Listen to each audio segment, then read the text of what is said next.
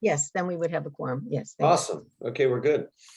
Very good, very good. We're calling to order then. Let's see, was the agenda posted properly? Yes, yes, it was posted properly. Yes. Great. Okay, pursuant to AB 361, the Board of Directors finds that a statewide state of emergency remains in force and the state and local officials continue to recommend measures to promote social distancing. So there's an action item here, Jackie? Yes, you have to approve the item. Okay, so if someone like to make a motion to approve? So moved. Second. Thank you, John. Thank you, Christian. David? Any opposition? Any abstentions? Okay, thank you very much. Thank you. Any changes, Jackie, to the agenda? Yes, yes. First of all, I don't think you need to officially add this. I mean, I assume this is officially added to the legislative matrix, but since the time that we posted the legislative matrix and now we have a bill number for a bill we are sponsoring. So that's a support position. It's AB 2432, and it's by Assemblyman Marisucci, who's extremely excited to be doing this for us. And it would allow us to have a state designated NEV route. So our local travel network could allow NEVs on it. So I just want to say that there is a new legislative matrix and it includes AB 2432. And we will be sending out a letter to all cities asking them to support the bill. But more significant as far as your action tonight is we inadvertently left off a very important contract that must be signed because we need to start it next week for SCAG funding. This has to do with our regional early action projects, our REAP funding from SCAG, and it has to do with our ADU acceleration project. So I'd like to add onto the agenda under COG reports, the contractor, approving a contractor for the ADU acceleration project. And Okay. I think we're going to need a special vote to add that to the agenda. Okay, someone like to move for that? So moved. Thank you, Rodney. Do you have a second? A second. Thanks, Hildy. David? Any opposition? Any abstentions? Okay, motion passes. Thank you. Thank you. All right, now's the time and place for public comments. Do we have anyone? We did not receive any public comments. Thanks, Natalie. Okay, on consent, Jackie, is there anything that you would like to point out? No, I don't think so. Okay. Yeah. Any polls for anyone? Doesn't look like it. Someone like to move approval? So So moved. moved. Second. Thank you. It was Rodney, followed by John. Great. Thank you, David. Any opposition to approving the consent calendar? Any abstentions? Okay, thank you. Thank you. All right, presentations. Our first speaker tonight is from Heal the Bay, and she's been with Heal the Bay for 9 years, and she is the watershed coordinator for the South Santa Monica Bay. She works with communities across the watershed and in greater Los Angeles region to achieve high water quality outcomes through projects that have multi-benefits with a focus on the most vulnerable and underserved communities. She continues to connect with technical work as well as outreach, and she does education on protecting our watersheds. She does have a master's in water resources engineering and has a certificate in sustainability. She's a South Bay, she grew up in the South Bay, and I guess maybe Drew can find her water surfing because she does that as well as volleyball. So Love Heal the Bay. Awesome. okay, so our speaker is Nancy Schroed. Thank you so much. Welcome, Nancy. I spent a lot of time with Surfrider Foundation back in the 90s, so glad to have you here. Awesome. Thank you so much for inviting me and letting me speak tonight. If you don't mind, I'm going to go ahead and try and share my screen. Do y'all see the presentation? Yep, we do. Awesome. So yeah, thank you again for the opportunity to present tonight. I'm here before you as the watershed coordinator for the South Santa Monica Bay, and I'm here to talk about stormwater and the Safe Clean Water program. So first, I would just want to make sure that we're all on the same page about water in our cities. So there are two major systems that carry water out of our neighborhoods. One is a sewer system, and that deals with any water from inside the home. So laundry, sinks, toilet, dishwasher, all that dirty water goes to a sewage treatment plant. It gets cleaned up, and then it's released out to the ocean. The storm drain system deals with dirty water from outside the house. Like the name implies, it can come from a rainstorm, but it could also be dry weather runoff. So someone hosing off a driveway or overwatering a lawn and the like. This water goes into the gutter, or what we call catch basins, and those are along the street. And then that leads to our rivers and ultimately to the ocean, which is not typically cleaned or treated, taking pollution along with it.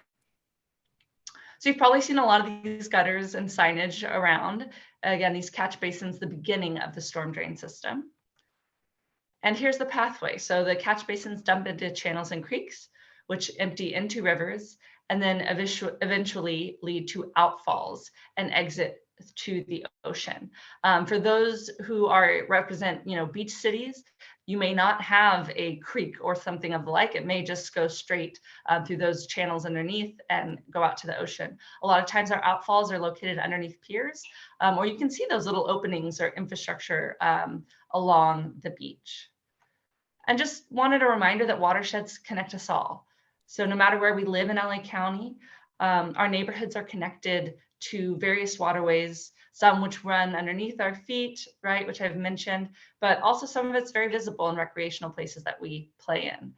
And watersheds and what we do within them, our everyday actions, impact the health of these watersheds and ultimately our community health.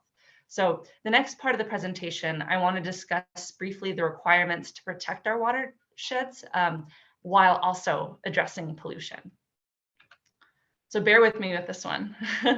Under the Clean Water Act, the EPA, the federal EPA, sets pollution limits to protect both public and environmental health. And this implementation, though, happens on a local level. So for the Los Angeles area, the US EPA delegates to the state EPA called Cal EPA. And Cal EPA has a department that handles water issues, and that's called the State Water Board. But since California is so big, the state board is broken down into 9 different regional water boards. And we are Region 4.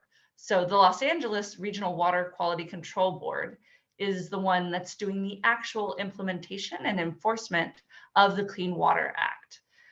And so this includes things like the municipal separate sewer storm system, a mouthful, I know, but what it's also referred to as the MS4 permit. So the state designates which bodies of water are impaired and sets those pollution limits, but it gets enforced at that local level. So now we bring our watersheds and our storm water together to visibly see the impact.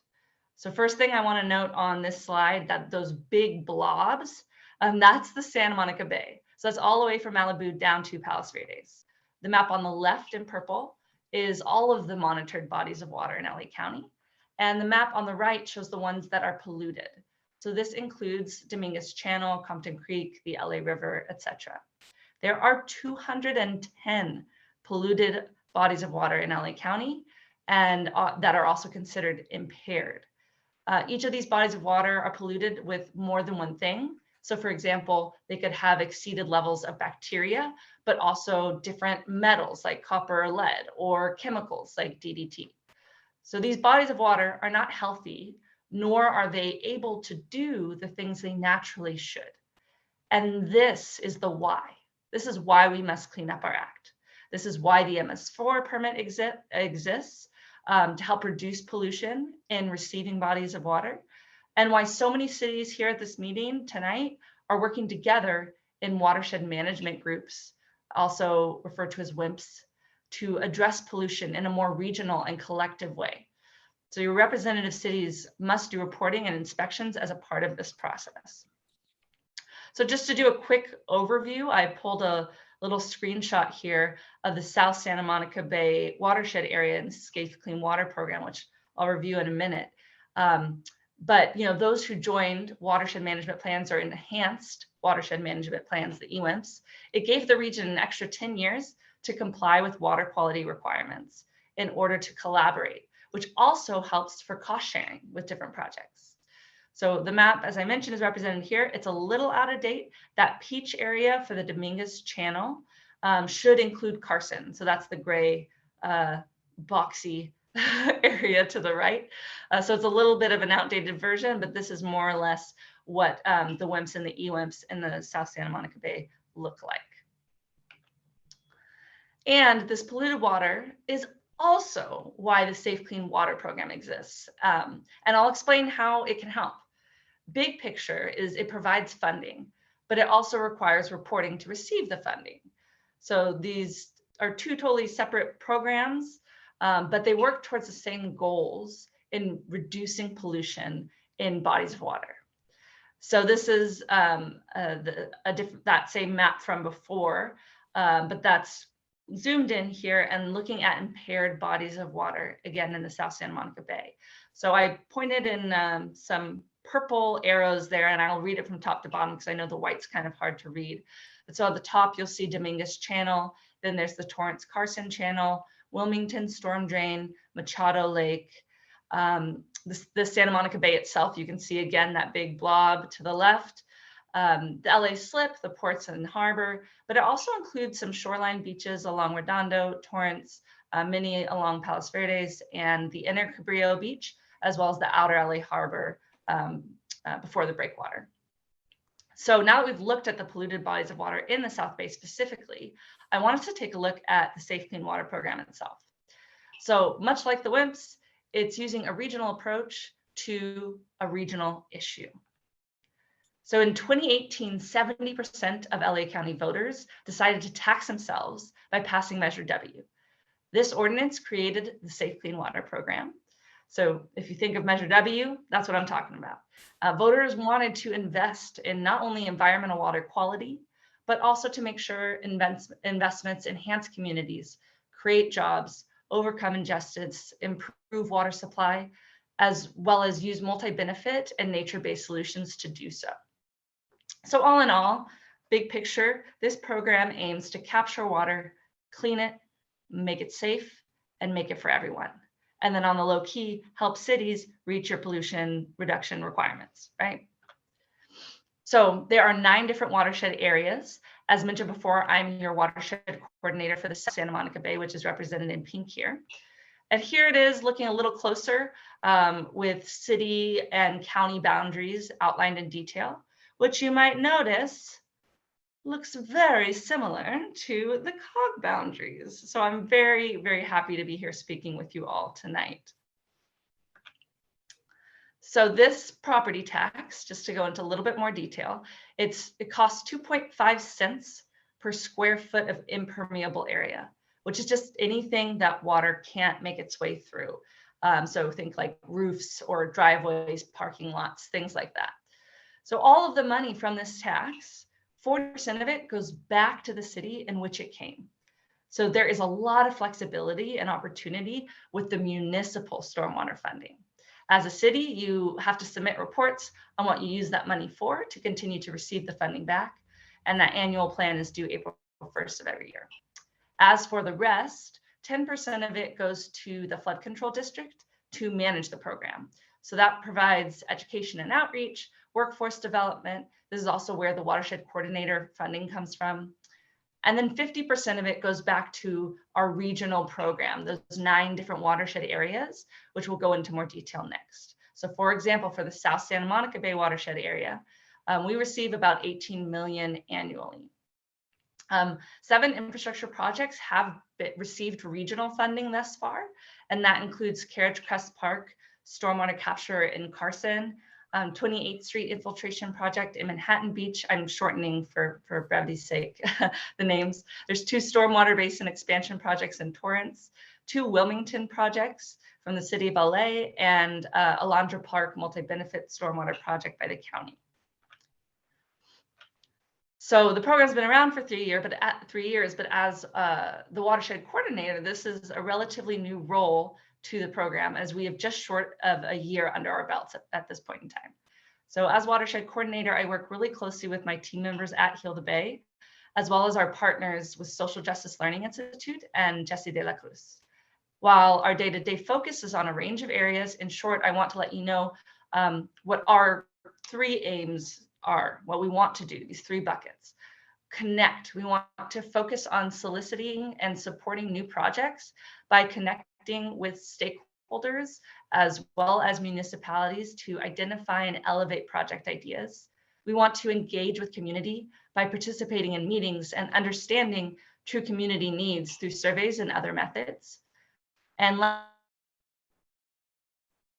lastly, we educate, similar to what I'm doing tonight. We want all members of LA County to see themselves as having a role within this program, from faith-based institutions and organizations, public agencies, private entities, HOAs, business owners, and beyond.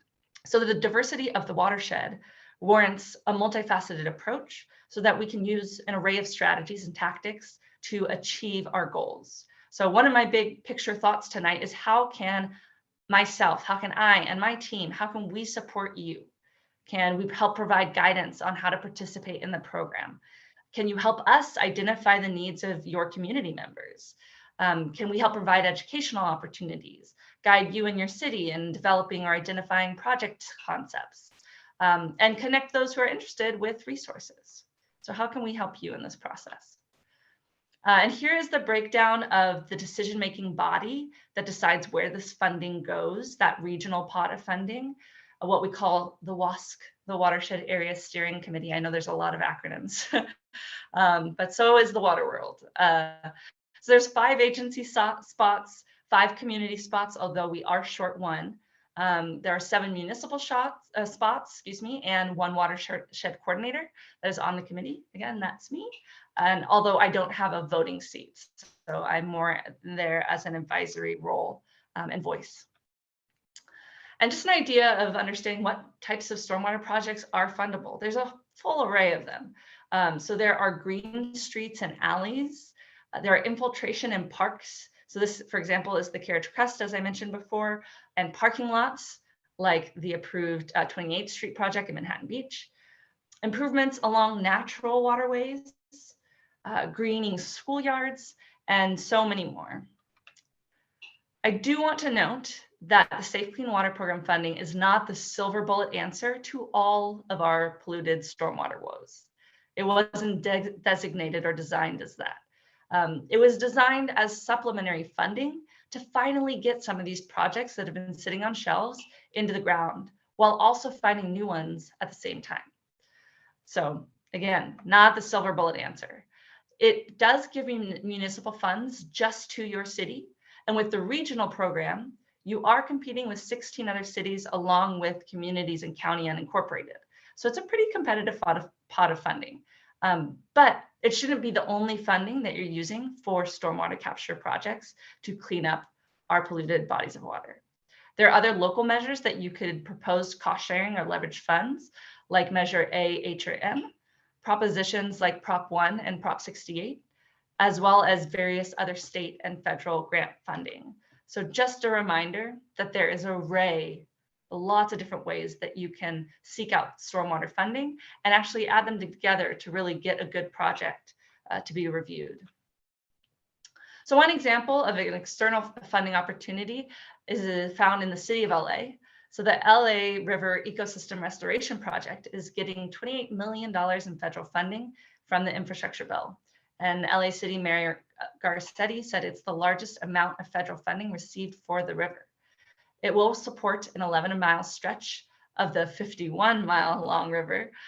So it'll be from Griffith Park to downtown LA, and it will include creating and reestablishing freshwater marsh habitat to support wildlife. So that was a lot to take on, I know. I want to thank you so much for your time tonight. I want to reiterate that I'm happy to be a resource for y'all. I'm happy to be a resource for staff to come back if you'd like and have follow-up meetings, provide outreach, come to a local festival in your city, teach in a classroom, encourage folks to take our community needs survey, which I have in a little QR code in the bottom of the survey, or the slide here. I can get you in touch with other various environments. Point in time, I'll take any questions that you might have. Okay, if you guys could raise your hand using the function on Zoom, that'd be great. Great presentation, Nancy. I'll go first because I don't see anyone with their hand up. First of all, I think there's a potential rebranding opportunity with the WIMPs.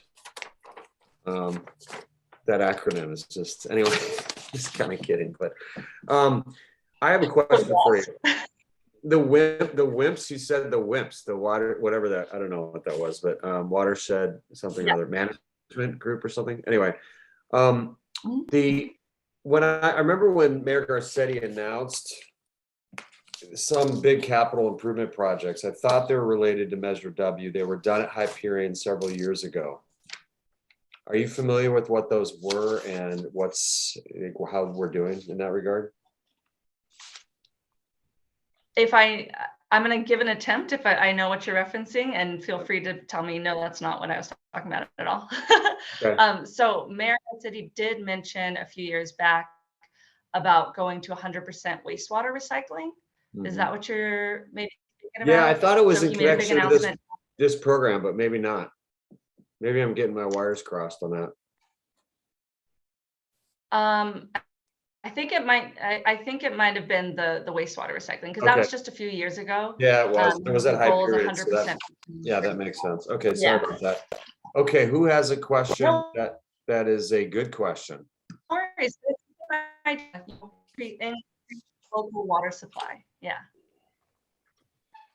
Sorry, I think I'm a little laggy over here. Yeah, I think your bandwidth's a little tough. Okay, I got another one because I don't see anyone with their hand up. We'll go to Kim right after this. Just saw her hand come up.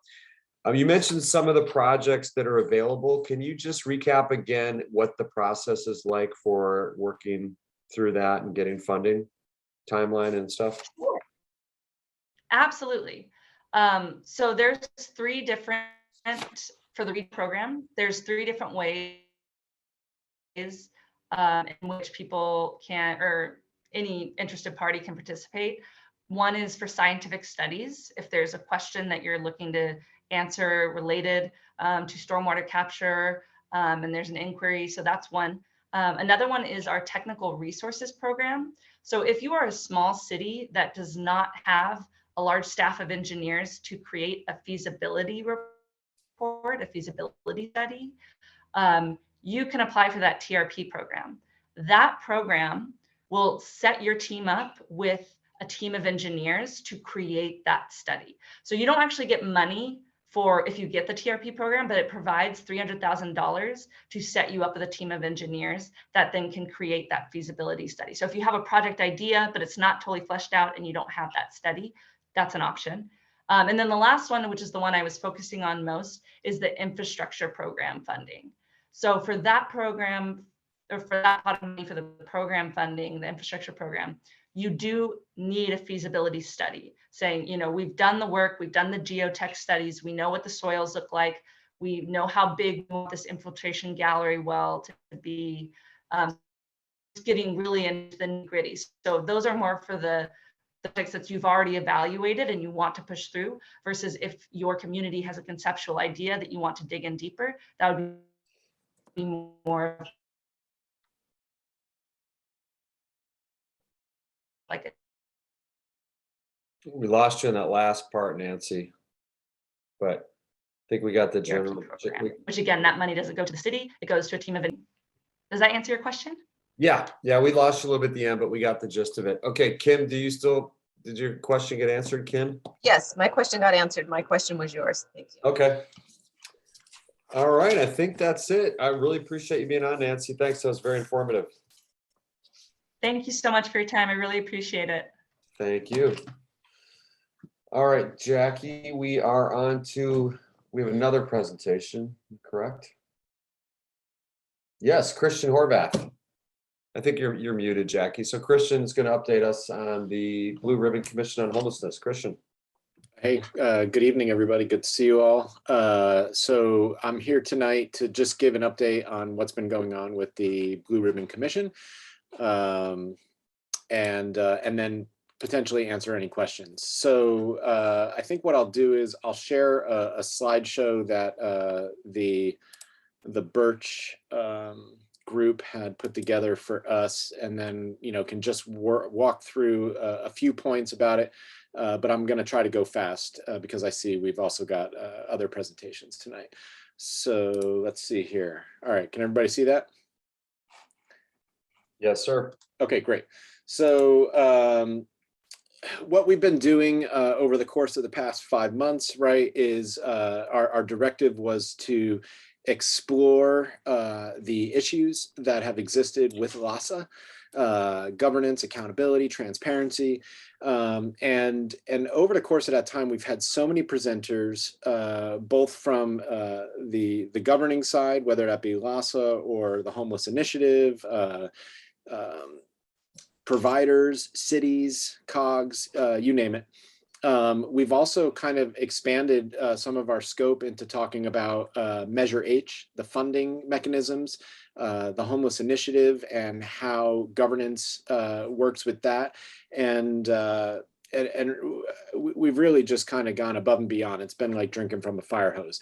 But what we're trying to do now is we're in the last month of this Blue Ribbon Commission. And so in the next few weeks, the commission needs to coalesce, come up with some, as I would call them, and I have publicly called it, actionable solutions that we can take to the Board of Supervisors so that ideally they can correct, fix, however you want to look at it, issues that we are identifying within the system. And these are, as it relates to LASA, some of these are issues that have been around long before we had Measure H and the HI helping us.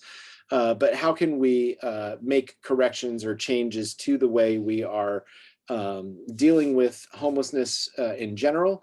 How can we change the governance and accountability structure? How can we change the funding structure so that cities and COGs actually have more sustainable sources of funding coming in, not just on an annual basis, with one-time funding, but actually ongoing sources of funding to help you all effectuate your strategies.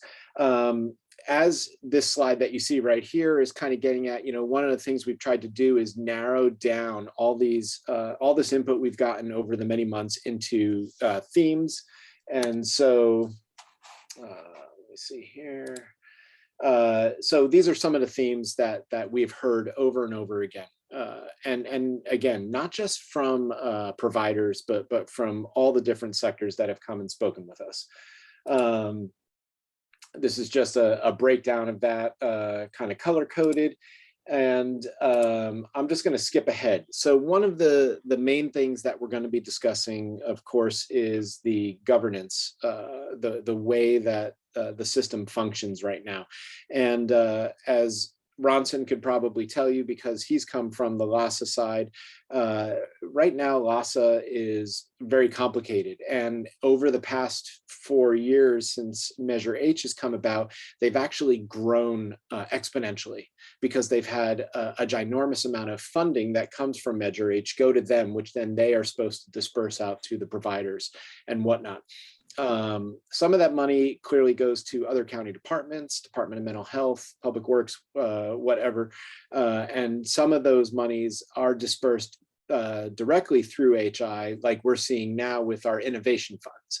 And, just to back up a step, if for anybody who remembers, the innovation funds came out of a lot of lobbying, at least, I know that I was doing and that we were doing as a COG, for more flexibility in how funding could be applied. Because when Measure H started, they had like 57 strategies, or I may be exaggerating the amount of strategies, but they were very, very narrowly focused. And it was challenging, I think, for cities and or COGs to figure out how to apply those unless you actually fell into a certain bucket. So this diagram here is something that the Blue Ribbon Commission staff floated to the commissioners as a way to just start a dialogue about where should we go. I can't say with any with any authority that this is what we will decide to go with. I know Ronson has sent me some other ideas from the San Gabriel Valley COG that he also, he and the Gateway COG have had input in. But this is what we're going to be discussing over the next few weeks. And so one of the things that keeps coming up in our recent meetings is the idea of how, like, who is the shot caller? That's the term that my other co-chair has used a lot. You know, who is truly accountable for the decisions that are made? And so, you know, if you look at this org chart, at the end of the day, it's the Board of Supervisors. But if we're going to simplify the system to make it more effective, not only for serving the unhoused, but for also the interaction with each of you in your cities, how do we change it up so that there is some type of input coming from COGs and or cities? And so you'll see the way this diagram is drawn up, you have the Board of Supervisors, and then directly underneath that, you have creating a new department within the county. Right now, the HI is within the CEO's office. It's not their own department. And so in this model here, you would create a department within the county that would then have regional committees made up of either the COGs or SPAs, and also have a separate coordinating advisory council that is made up of a lot of the other departments, including LASA. One of the other major conversations we're having is specific to LASA is, I'm just going to try to get to, is how do we streamline and simplify LASA? LASA is the continuum of care. And basically what that, you know, continuums of care are, it's a terminology that is based on funding, funding that they get from the federal government, from HUD specifically. They also do get state funding, but they are, it is a very specific designation that they fall into. And when LASA kind of ballooned up over these recent years, they started going well above and beyond being just a continuum of care, right? They became a pass-through and a service provider. And I think that's where many of the complications and the ill feelings towards LASA ballooned out. So one of the things we're talking about in regards to LASA is how do we potentially simplify, do we change their governing structure? If we do change their governing structure, that could take 2 to 3 years because they are a JPA. And so that requires major change. But one of the conversations that we have started to have is how do we simplify their organization so that their board may be truly reflective of the 84 cities that use them as a continuum of care. And in doing so, would we add members to the board? Would we consolidate some of their other committees and make it one larger board, if you will, and that had representation and accountability at the sub-regional level? These are all just kind of ideas that are floating out there right now, but they are things that we need to discuss in the coming weeks as we try to finalize and come to consensus. And clearly, you know, this slide here just shows that, you know, part of the conversation is around Measure H, which is going to sunset in 5 years. And I think there's a lot of people on the commission that feel like if we do not come up with a real actionable solution going forward, that cities are not going to support Measure H continuing. And so we need to make major changes so that cities can want to continue supporting Measure H. So that's super high level. But I think the one thing I should mention is that at our, let me just check my calendar here. I think it's our March 9th meeting. We're going to do an evening meeting. And let me just check. Yeah, March 9th from 6 to 8:30 p.m. And we are going to have a roundtable with cities and COGs. And so if anyone here who has been engaged and is interested in participating in that conversation with the commissioners, please let me know so I can let the Birch staff know that you would like to be a part of that.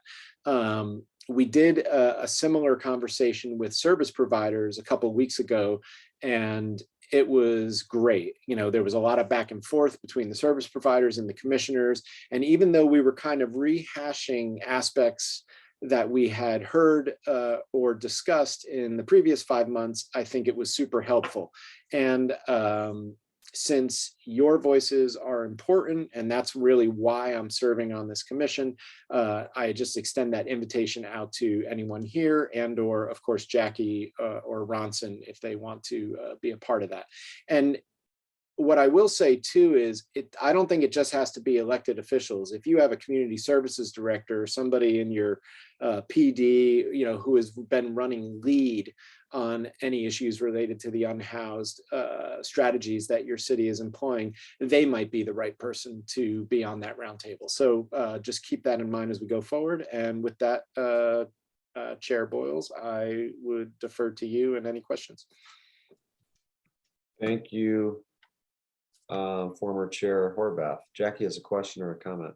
Yeah, a comment. I wanted to say, just for the board's information, that the reason, first of all, Christian has gotten really involved in the bureaucracy, and Birch is the name of the commission, Blue Ribbon Commission, but HI, he used HI a couple of times, that's Homeless Initiative.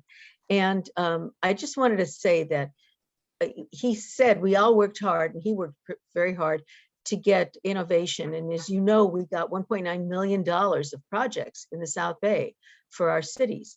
And I was on a call yesterday with all the other sub-regional directors in the South Bay, in LA County, and none of us, zero, have gotten our contracts signed, which means that the $1.9 million, which our cities worked so hard to get, is sitting unused, and nobody can access it because we don't have contracts signed with the county. And so these are the kinds of things that are that beg for some change in the system, so that we have it more nimble. And this is not something like building a rail line that you can take a week and wait. This is really important. So I just wanted to say that. Ronson is probably going to say it later, but this is a terrible problem, and all of your cities are affected because we all worked really hard to get our projects in on time, and now we're waiting for contracts. So. Well, Christian, thanks for your leadership here. So if you had to distill it down, Christian, is it just basically just too big, too bureaucratic, squandering money, and just not efficient in terms of allocating resources? Does it come down to that pretty much? Well, I maybe would choose my words a little bit differently. I think, when you have a giant influx of money that Measure H has brought, right, and they are primarily funneling that through LAHSA, I don't think LAHSA was equipped to grow at the levels that they have in such a short period of time. And as a result, there are plenty of cracks in the system as it relates to even what Jackie was just talking about, right? Contract execution, paying service providers. It's almost mind-blowing that couldn't have been anticipated. Well, I mean, one would think, and so I think that's why we're trying to, and the issue, of course, the homeless issue is far larger than just LAHSA or the Homeless Initiative, right? I mean, it affects our Department of Mental Health, it affects our Department of Public Health, so it really having a centralized area where there is clear coordination, or, to use that term again, clear shot callers on how strategies, funding, the accountability and transparency all is executed on a go forward basis is going to be key. And the reason why I said at the very beginning that I want to come out of this commission with actionable measures is because there have been 3 other studies done on this topic, in recent years. And, this was a split vote at the supervisor level to even have this Blue Ribbon Commission. So it's important, I think, for us to really present something to the 5 supervisors that they can actually coalesce around and say, hey, we recognize the importance of this. We recognize, where things have maybe gone awry, and, here we have a foundation to actually build upon and do something that will have, hopefully transformative change for every level that is affected. Can I ask one more question on that? Yep. The larger the organization, in my experience, the more important really salient metrics are, so that you can measure performance. What are the key metrics that LAHSA is using in terms of the efficiency and speed in which they allocate resources? Because at the end of the day, that just seems to me that they get the money and they are supposed to distribute people, probably triage based on need as quickly as possible. So Is Yeah, that more or less their role? well, it's a great question, and it's one of the narratives that has come up over and over again, right? We don't have really good metrics. We don't have really good data. We don't have good sharing of data between organizations, either across the county level or down to our level. And so those are all, when I was kind of listing out some of the themes, that was actually one of them. And I don't know if Ronson wants to kind of weigh in, because he actually has a little bit more of a, an inside view coming from LASA and now working at the COG. But that is something, Drew, I think that's going to be extremely important on a go forward basis for this to actually make the change we're talking about. Okay, thank you. I appreciate that. Ronson, do you want to weigh in now or later? No, I'll just quickly say, there seems to be like a leadership vacuum. There's just so many moving pieces. I think bureaucracy at the very highest levels is a problem. So for like a very fundamental example is that if you ask anyone in Home Services in 2022, what is our goal countywide? How many people are we going to house? No one can give you that answer. It should be an answer that's on the tip of everyone's tongue. We're going to house 30,000 people this year, guys. That's our goal. But we don't have anything like that. And we should be able to forecast our homelessness too. I mean, we see this in the private sector all the time. People do budgets, they forecast 5-year plans, but none of that is being done. And so I think the idea of a shot caller group is something that we're kind of looking into. We've looked at other cities across the country, like Houston. They have a shot caller type of group that can make these decisions. And so, yeah, we're looking at other regional examples as well. Oh, that was like the executive committee idea that Christian was talking about in that org structure, inserting like a different authority body in there. Yeah, and it would be made up of the idea that we're kind of exploring with San Diego Valley COG and the gateway cities is having cities and COG representation in that body or group, and so that way we can have a say of policies and decisions that would affect our regions. Awesome. Thank you. That was really insightful, alarming. Thank you. My pleasure. Any other questions or comments? Quiet group tonight. What's going on? I'm the only one. This is unusual. Usually I don't have any questions. Jennifer, nothing from you? Just kidding. Just that I sent Jackie a message saying that I'll follow up on the contract delay right away. Awesome. Thank you. Thank you for being. It's good to see you. You too. Okay, next presentation we have, is it Lindsay that's going to present? Lindsay Lasher? Yeah, the spot. Thanks. Welcome. Hi, thank you so much. Hi, everyone. Good evening. So I'll be talking today about public health. Thank you all for inviting us back. Let me just get my slides up. Nancy normally helps me out, but she's actually out today. So I'm on my own. Give me a second here. All right. Perfect. I'm assuming you can see these. Yep. Wonderful. Okay. So I'll be talking to you all about kind of our coming out of our COVID craziness. So we're trying to get beyond our COVID pandemic efforts at some levels. And so some of our teams, I'm sorry, I think I just took that away. Hold on. Yeah. Sorry, so I'll be not looking at the camera, I'll be looking at my screen. But anyways, so basically, as we move forward now and we're starting to see some of our numbers going down, our work that hasn't stopped, we've kind of had it on a pause or somewhat of a minimal effort on our part. So we're starting to pick that up again. So I want to share a little bit about that. First of all, before I go on to any of this, I did want to introduce Dr. Alicia Chang. She is actually here with me tonight. I'm presenting because this is all new. She just started with us on January 3rd.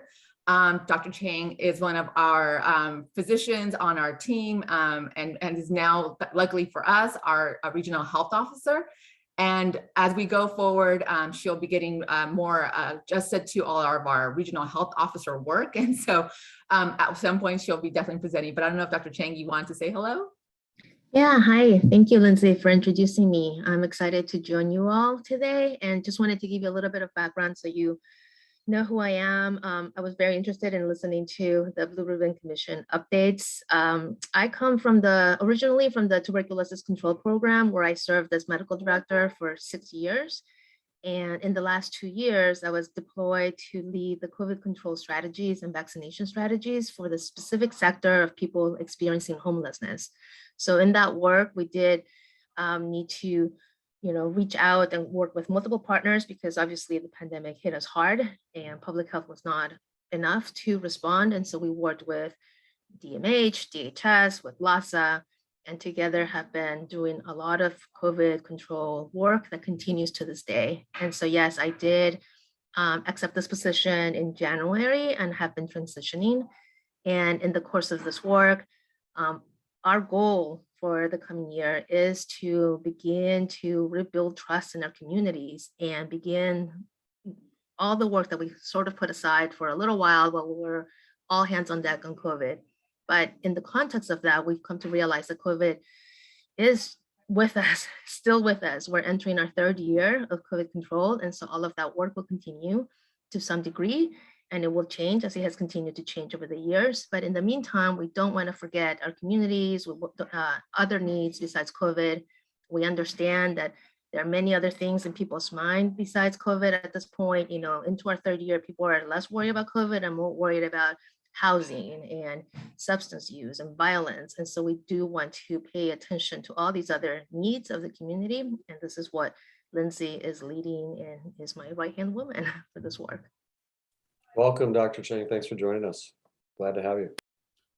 Thank you, Dr. Chang. It's a great segue. So part of our team, as I was pointing out, Dr. Chang is our regional health officer, and we cover, between her and I, we do SPA 7 and 8. So we do cover the mega SPA. We actually just had a new position added to us that will be covering the education sector, which is really exciting for us because through COVID, we've developed a lot of partnerships with our education sector, not just school districts, but administration, just a lot of efforts that we've taken. So we'll be having this new person who will also cover the SPA 7 and 8 education sector. And we hopefully will bring that person to some of these meetings for y'all to get to know, as well as, link them really to any of your the education efforts that are going on. So just a little bit of sharing as far as some new additions to our team. Our team consists of public health nurses, health educator, health program analysts, and community health workers, as we've always talked about. Our community health workers are always our boots on the ground out there doing all that outreach efforts that we've seen for the last couple of years. So that will continue to happen. During the pandemic, the initiatives that I'll be talking about pretty much continue to happen, just at a very minimal level for us at least. But we definitely still remained with some involvement in them while we manage our outbreaks. And that was our non-clinical staff. All of our clinical staff were pulled out and continue to be pulled out for COVID efforts. So all of our nurses and our nurse supervisors have been supporting the COVID efforts still with either in the homelessness branch, our education branches, or supporting at the pods, distributing the vaccines and doing the testing. While the pandemic was happening, we were actually able to launch, and you all have heard about this, our Center for Community Wellness. This, we actually are quite proud of it because in the midst of our madness of managing this pandemic, we were able to set up programming, which initially was supposed to be in person, but it has obviously changed all into virtual. So we weren't even prepared for virtual, but we had to become virtual ready, right? To host substance use workshops, to host mental health workshops, to provide a lot of opportunity for our different projects through this kind of more virtual platform. We also established a lot of partnerships through our wellness community, Center for Community Wellness, to really hone in on the needs in the community that we had identified before COVID. Things have shifted a lot, so we're going to be doing another assessment in the next coming months, or really in the next month or two, to really identify where we are now as far as needs and gaps so that we can bring that through our Center for Community Wellness. But we were trying to look at some food insecurity efforts, doing a lot of food demos, some exercise opportunities, not to mention just kind of other opportunities through breastfeeding support groups and all sorts of things. We've also established a lot of partnerships with some LA County departments that we didn't have before the pandemic, as well as some city partnerships. And then we've actually hosted quite a few large scale events through some key partners with Anthem Blue Shield, providing a lot of Medicare support for our senior population. We've hosted the blood drive that was actually really successful in December, and we were hoping to have a few more, and did some food distribution and whatnot. So we've been quite busy on top of our pandemic management. I'm sharing here just our slide or an image of our website. Everything is online, so you are more than welcome to visit our, go to our link and pull up our calendar. We have quite a bit of programming happening each month, and it changes each month. So I invite you all to visit. On top of the Wellness Center for Community Wellness, we're still running other public health initiatives. These that are listed here are kind of our spa, mega spa wide. So they occurred not just in spa 8, but also in spa 7. So our teams really coalesce and really manage these different efforts. And I'll go through them quite quickly. One of them is community outreach. Like I was saying, our community health workers are really our boots on the ground, getting the word out to our community residents and our business partners about what is happening around public health initiatives. So a lot of that, we've done a lot with Exide, the environmental contamination that happened out in the Southeast LA area. But during COVID, they did all of our outreach to really talk about community, about the vaccine efforts, really making sure that people knew the educational, broke the myths about the vaccine and tried to really provide a lot of education, and then not to mention resources as far as what was available. We continue the Health Neighborhood Initiative. There is a county-wide led initiative through DMH where they can bring together a network of partners to really provide kind of a warm referral system, not just that, but also really combining all sorts of service providers to really bring forth more of a wraparound system for clients who are in need of services beyond just mental health. So in Spa 8, we have the Hawthorne Lenox Health Neighborhood, as well as the Central Long Beach. So there's actually 2 in Spa 8.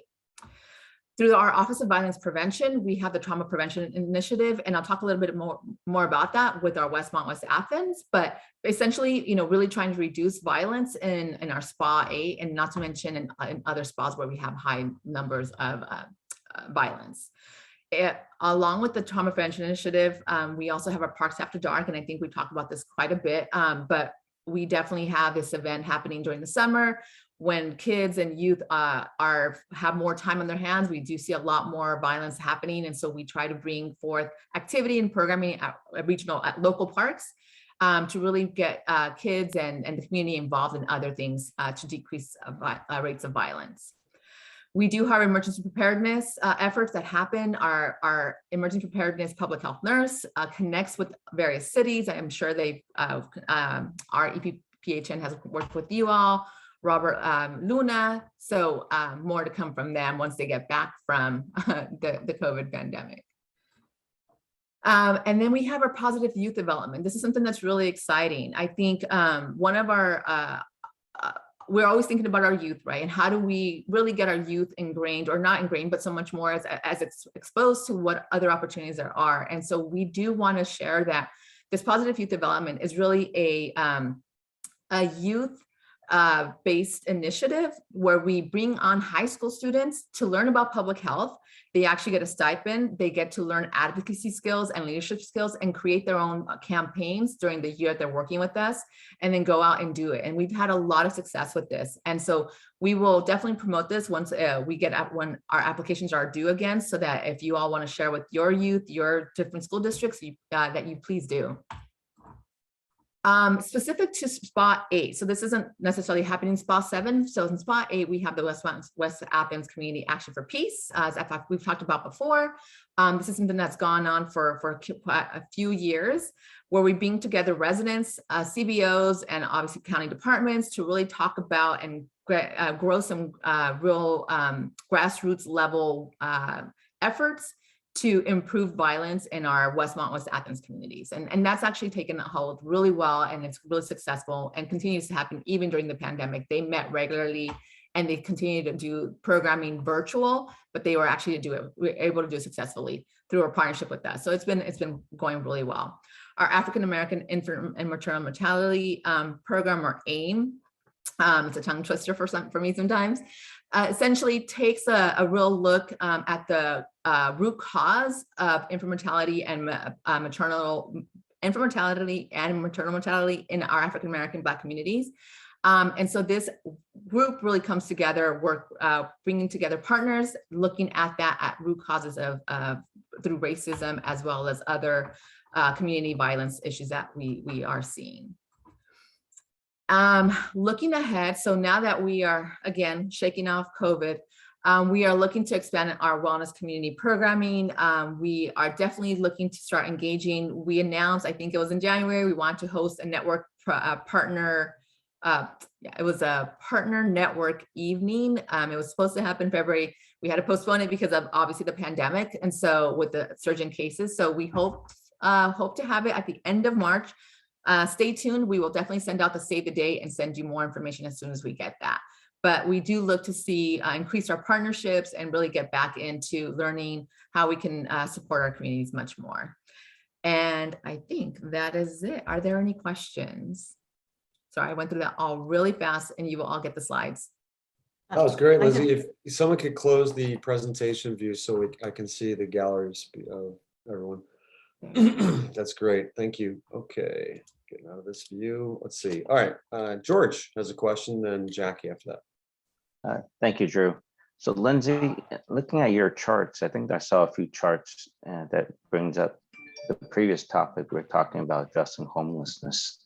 And I'm just wondering, is it possible that your health neighborhood initiative group, maybe you're already doing it, could tag team with some of the LASA effort or the, because it seems like we have a lot of homeless people in the community. A lot of them needs the kind of care I think your health neighborhood initiative can address, whether it's mental health or substance abuse. So we could, enlarge our bandwidth. That's great question, George. I really do appreciate that, actually. So you honed in perfectly. So the health neighborhood does bring in the providers, the homeless providers, as well as mental health, substance use, and others. But I don't think, I don't know that it's necessarily comprehensive of everybody, right? So I think, especially because of the pandemic, things have shifted. I think at this point, as we start coming out of the pandemic mode and into kind of more of our normal, we will be looking at the partners that exist and how do we better engage with and support our homeless partners, because you're right.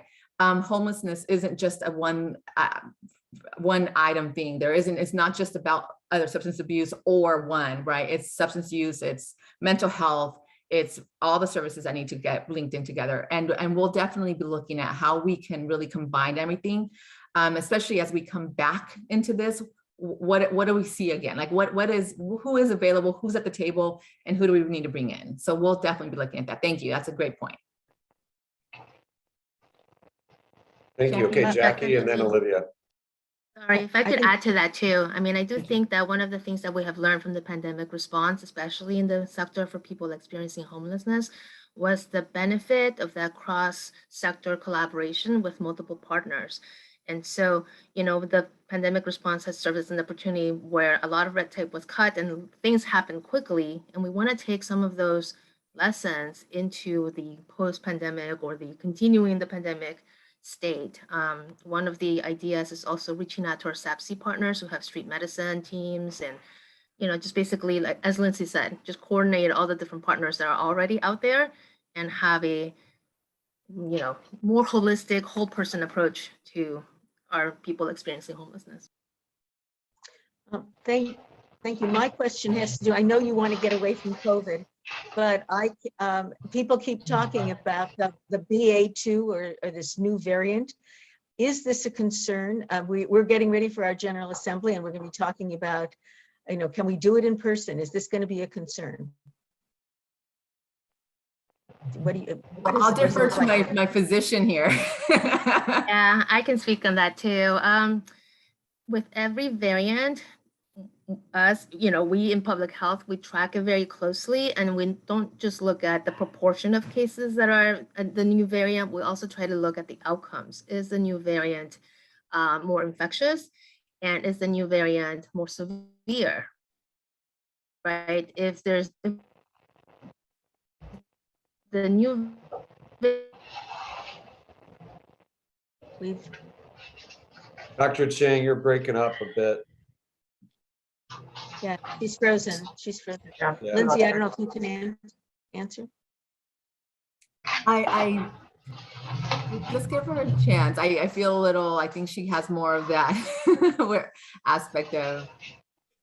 You want Well, to let's go to, for sake of time, let's go to Olivia's question, then we'll come back to that one once Dr. Chang's back online. Can you Olivia. hear me now? Oh yeah, okay, yeah, you're back. Great. Okay, sorry about that. Okay. I think it's the microwave.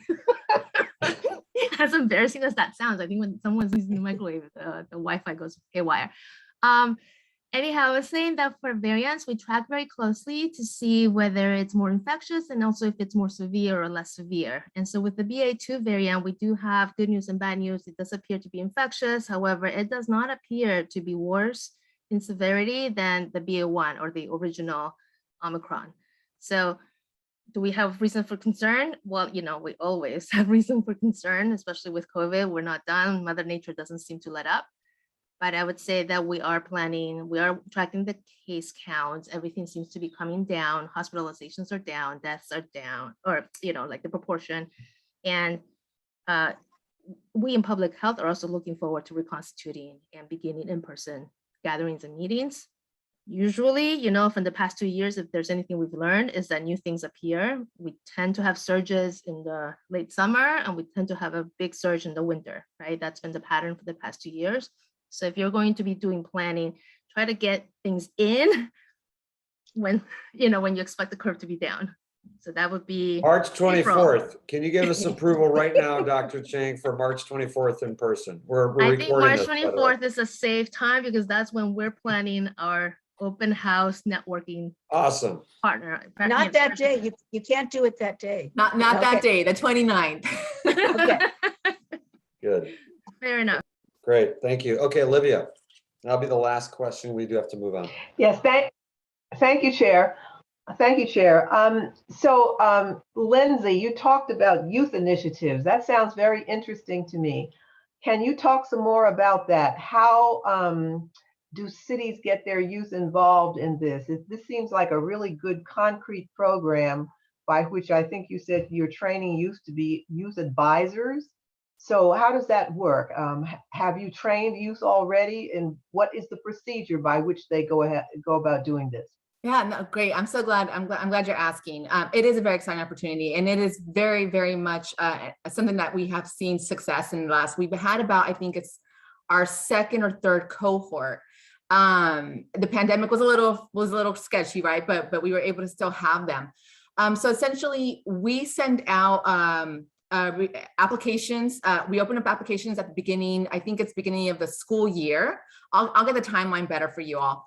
But essentially, we send out emails and say, if anyone's interested, just apply, and students will then apply and they go through an interview process. And so we have several opportunities, not just through our office, but through various offices in our department. And so essentially the students will get linked or partnered in with an office. And let's say, for example, with my team, one of my team members will actually supervise them, give them guidance on some of our projects, but really ask them what do they want to work on. So we've had a lot of youth who've had a lot of focus on substance use. And so they've actually led campaigns to reduce tobacco smoking in their schools. And we provided support for that, providing them policy as well as different strategies that they could use to educate their peers about reducing tobacco use. We've actually had youth who are really focused on environmental justice. And so we've had projects with them in our ex-ed communities where they've actually talked to fellow high school students about getting more connected with efforts in their communities around environmental justice and really being advocates for their own communities. So we really basically open this up. We give them some level of guidelines of things that they have to submit. They are part of a youth council that meets regularly throughout the year.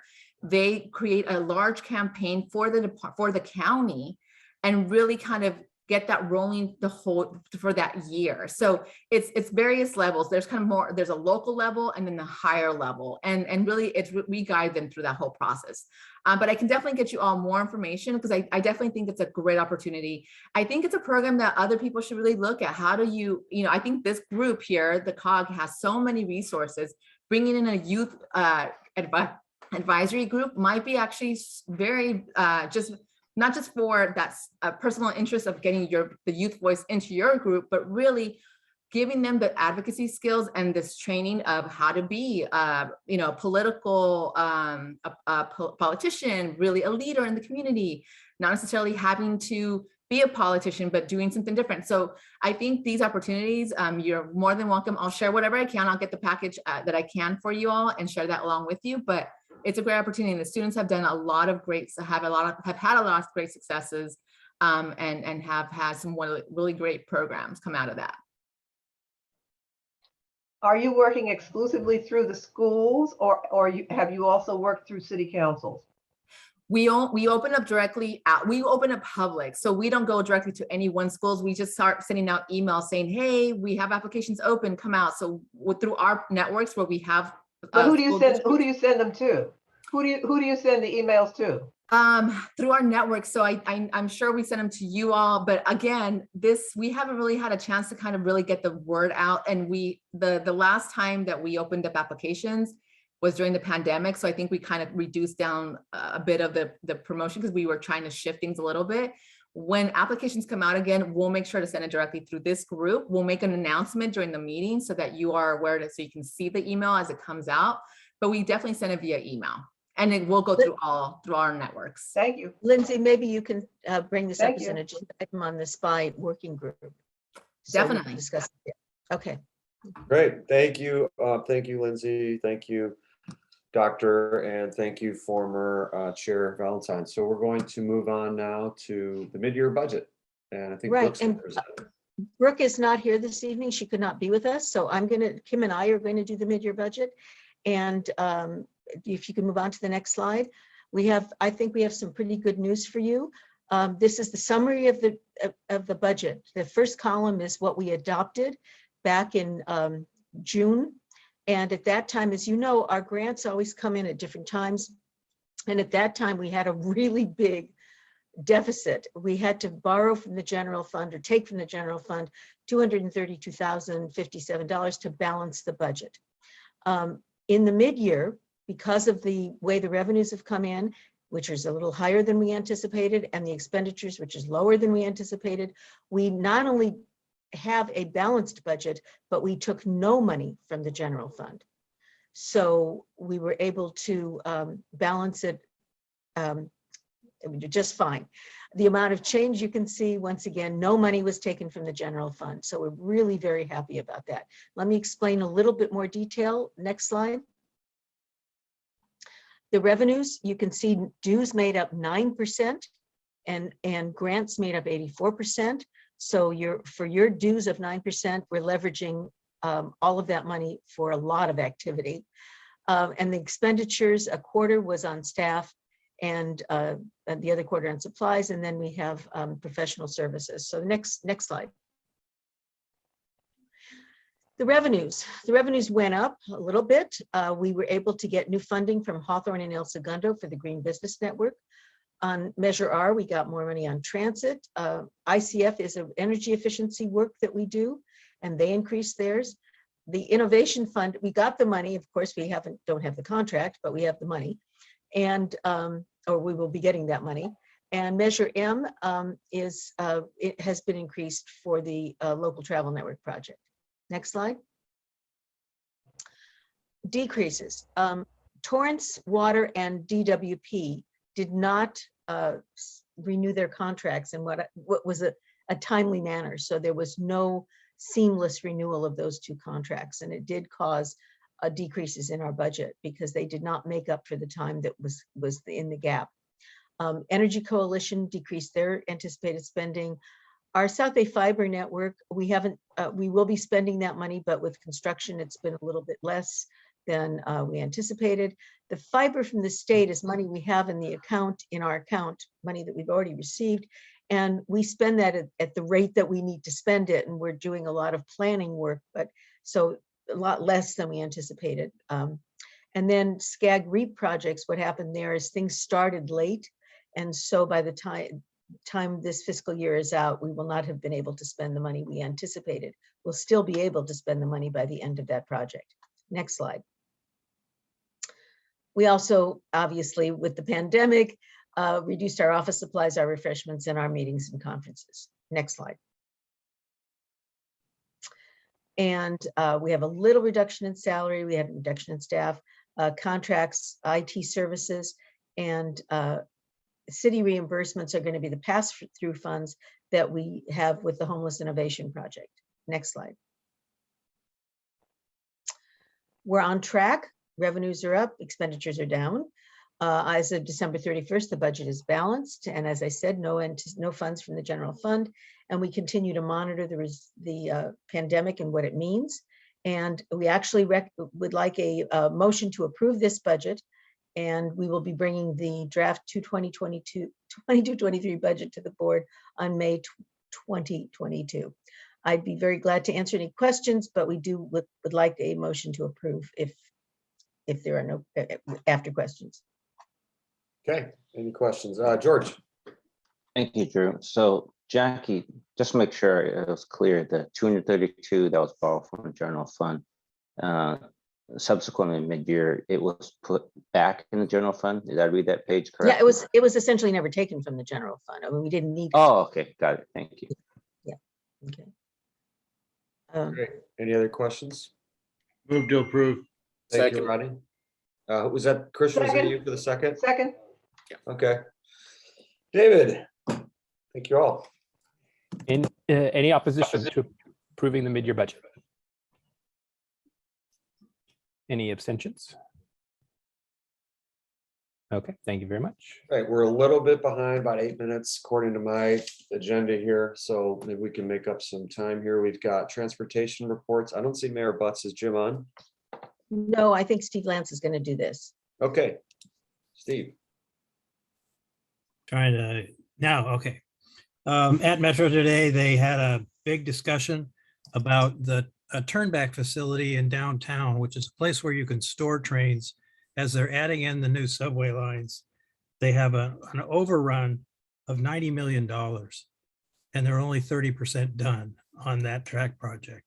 That's important to us because they're going to use ARPA funds to actually reimburse their contingency. Their contingency is 95% eaten up.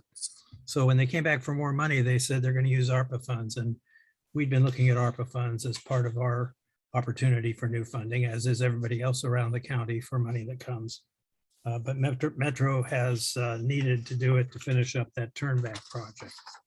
Second, there was a lot of discussion today about re-envisioning safety and security. As you know, Metro has had an ongoing discussion for the last several months about, do we need law enforcement on the buses and on the trains? Do we need ambassadors to be expanded and to do more work assisting riders than writing tickets and enforcing criminal and civil issues? Today, I think there's an emerging consensus that they want to expand the ambassador program, but they're not going to eliminate the law enforcement. They've come to kind of a understanding at the board that they understand why law enforcement is there, but they want a tiered system where the ambassadors are in front. And if they need help, they have access to law enforcement if they're needed. The other big issue that came up is exactly what's been going on in this meeting today. There's a huge problem with homelessness, and homelessness accompanied by mental health. And they really need to get that resolved. And they started to talk seriously about what their initiatives are going to be to help people who are having mental health issues or having drug issues, having sanitation issues, security issues, and then get them off the system.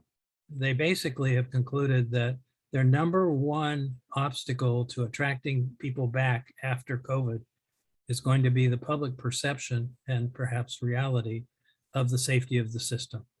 And so they're initiating a new program that has multiple fronts, working with mental health, working with public social services, working with the cities, the law enforcement agencies, to try and get the system to be safe again, and then to do a public education plan that says that system is safe. The other issue that came out of the cost overrun discussions was an issue of construction market analysis, they call it. The cost of building in the metro rail system is ballooning exponentially. They are over budget on several projects. And so the board has said, what do we do about this? And rather than waiting until the problem occurs and then simply approving another 75 million, they want to be much more aggressive in containing costs. So the way that they're going to, the motion that Jim Butts brought in today with support from most of the others, including Janice Hahn, was that they want an assessment of what projects can reasonably continue without facing new budget shortfalls prior to their completion. Basically, they want to finish what they've started, and they need to do it without cost overruns. They need to true up their estimates. And the other thing that they've realized is that the cost of operations and maintenance of new rail lines is increasing faster than the increase in the sales tax revenues. And construction costs continue to rise faster than CPI. So that what they've asked the CEO to do is to come back with an assessment of the incremental and cumulative annual fiscal impact on the agency's operations and maintenance budget that will result from the opening of new revenue service, new lines of each newly completed capital project. So that basically means they'll take a look at the Crenshaw LAX line, the Green Line extension, the connector project in downtown, the downtown connector project, and all of their projects that are underway. And for the first time, they're going to make a connection between what does it cost to build it, and then can we afford to operate it? And what does that mean to funds that are available? Most of the money that Metro has is fungible between operations and capital projects, but the operations gets the first dollar. And so all of us who have projects in the upcoming few years are very concerned that they are just continuing to build stuff that they can't operate, and they don't want to just slam the door. They want to plan their way through this cycle of cost increases. They also do expect the cost increases to come down and to moderate over the next few months. And there was a lot of critical commentary at the board itself from the board members on Metro's cost containment, Metro's quality control, Metro's cost control. So I think you'll see in the upcoming months a change in the way that they're looking at their projects. Now, let me make sure there's no. Let me add while you're looking. The Metro, we had a meeting with Stephanie Wiggins, CEO, and she said that cost per revenue hour of operating rail is 5 times as much as operating bus. And I remember saying to those of you that were here about 5 years ago that it's going to be of very little value to us to get a Green Line extension if there's no money for operations, and that's where we're headed. And so to be responsible, we all as a region, whether we have a rail line in this queue or we don't, we have to get Metro to realistically understand they cannot keep building unless they put the cost of the operations and maintenance into the cost of the building, and also add in the increased costs of all the construction. It's a house of cards. We'll get Olympic service that's hourly. It's just not, we have all these aspirations and it's just not going to work. And so I said to the other sub-regional directors that we met with this week, I think we need to tell Metro that we as a region want them to build a sustainable system. We do not want them to build and build and build unless they can operate something that really works. And so I would ask all of you to rise up and be responsible in that. And let's make sure that they realistically look at their expenses. The one minor change that was made to the staff recommendation, I mean, to the board motion, was that they're in the middle of labor negotiations, And they want to come back on the operating stuff after they understand the results of those negotiations, because they want to factor in what it's going to cost them to operate once the new labor contract is in place with their transit operators. So that'll be in June, July. Steve, can you clarify when you say that they're having major overruns, what are the sources of that problem? Is it labor related or material costs or both? Well, if the Division 20 portal project is an indication, it's labor costs, materials costs, designs that had to be done over again after they started construction, an inability to gain access to an operating yard to do the potholing and the subsurface understanding. So their hazardous waste, their hazardous removal costs are way over what they expected it to be. So it's all of the above. And that's when the issue of QA/QC came in, and they're wanting a report back now every month rather than every quarter. So the board is awake, I think, on this. And I think the $75 million cost overrun was a shock to the system. And it was $90 million in cost overrun and a replenishment of 75 million of the contingency, which has been used up because they're out of the ground now and they think that they're not going to have ongoing increases of the same magnitude, but the board wasn't convinced that that's true. So the board wants to be much more involved. And Jim and Janice were both on the lead in this. We actually were able to make this occur today. And it's kind of the first time Metro has said, let's look at operations and construction in one session rather than trying to build it and then figure out how to operate it. The hits just keep coming tonight. Well, I've got one more. Jeez. My last item is actually good news. Supervisor Hahn, Solis, Mitchell, Butts, and Bonin brought in a motion that was approved to do a change order on the J line. The J line is the silver line. If you know, it's a busway, and originally the busway was going to be fossil fuel, and they made a change to make it electrified. But then they realized that the current electrification system on the buses wouldn't allow them to get to San Pedro and back on the charge.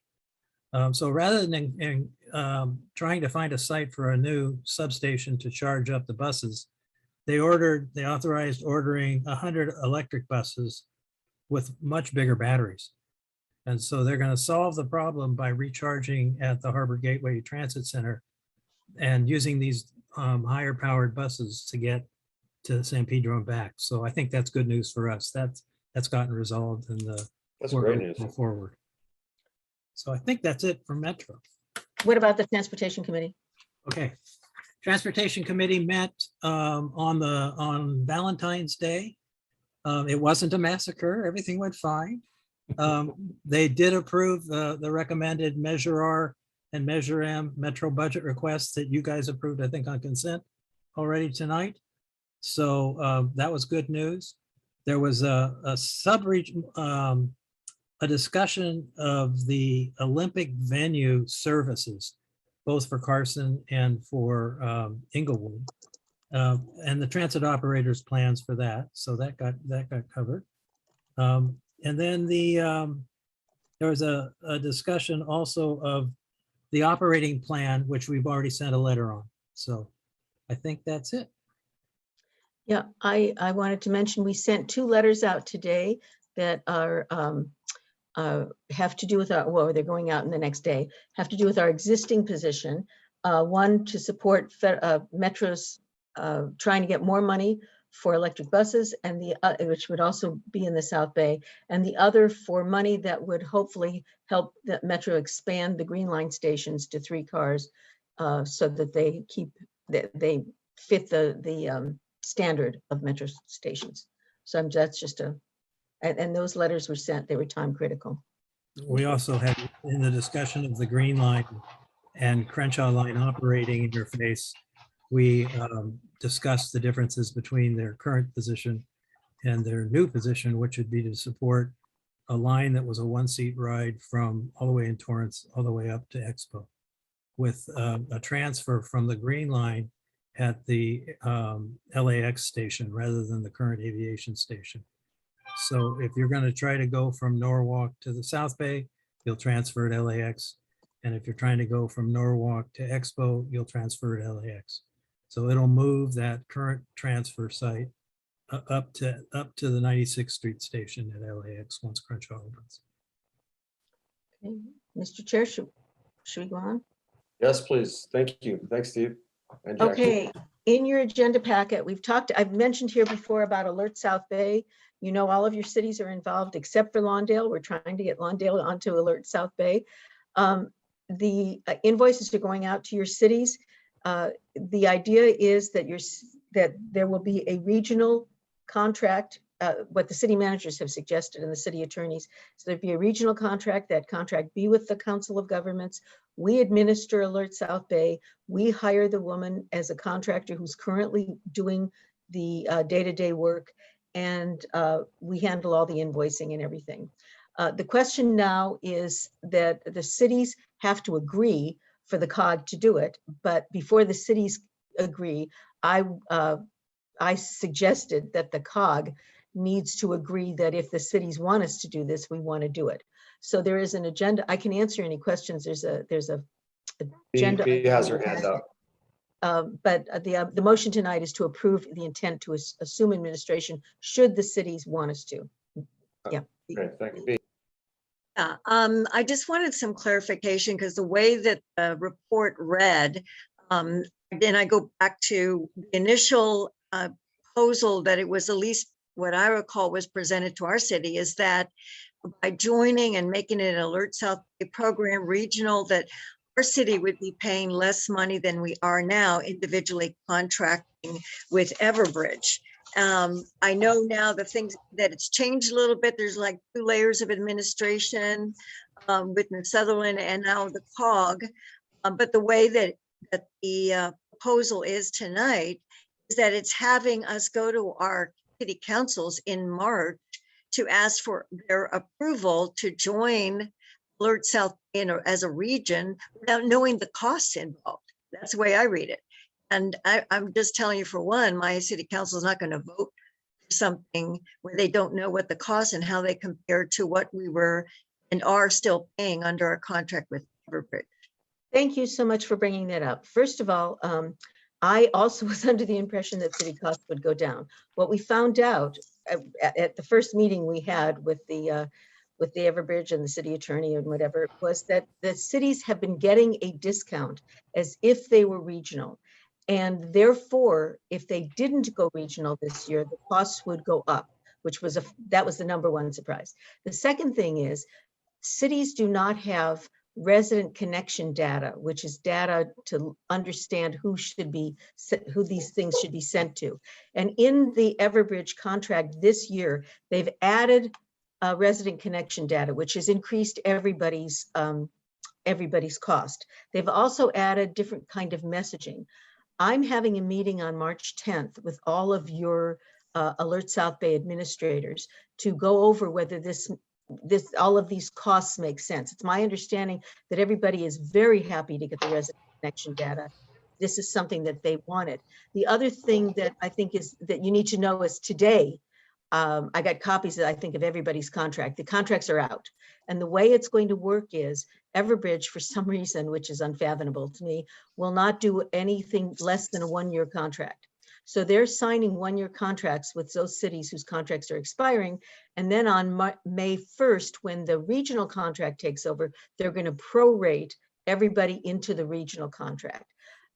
So I cannot answer your question about the exact cost. Your city has that. We will be discussing it at the meeting on March 10th. But I can say that it appears the cost will go up, and it has nothing to do at this point with the administration or the COG. It has to do with the fact that the costs were going to go up anyway, #1, and #2, more services have been added. Well, is there going to be what I want to know? I mean, we could say we can approve in principle that we're going to try to get some information and costs assigned and decide what services are important before a city can sign on. I think it is important, at least for my city, and I'm sure a lot of cities are the same way, that they know what the costs are and what the services are. And so they can explore their options if they want to just stay in an individual contract with Everbridge. And I can't ask them to approve something without knowing costs. They're not gonna. Right. What I'm hearing Jackie say is that if we don't do this regionally, all of our prices individually as a city will be more than they are currently. And what's before us is to approve it, assuming that all cities unanimously also approve it. Correct, Jackie?